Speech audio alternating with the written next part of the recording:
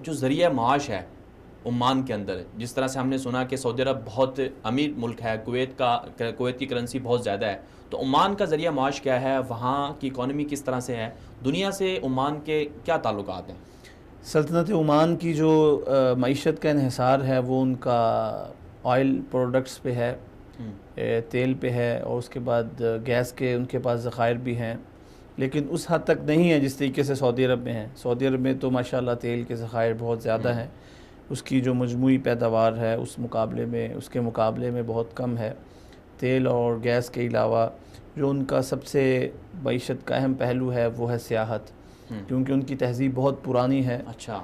और ख़ास तौर पे जो ज़फ़ार का इलाका सलाला है, उसकी जो है हज़रत अयूब के, मलका बिल्कीस के, उनके भी आसार हैं। जो इसके अलावा जो रिसेंटली जवेद चौधरी साहब ओमान आए थे तो हमने मिल के सलाला का दौरा किया था, और नासा ने इक्तिशाफ़ किया था कि 1992 में इक्तिशाफ़ हुआ कि 18 मीटर जो है वो ज़ेर ज़मीन एक शहर धंसा हुआ है, जिसको ये तसव्वुर किया जाता रहा कि शदाद की जन्नत रही किसी दौर में। अच्छा। तो तो इस हद तक है।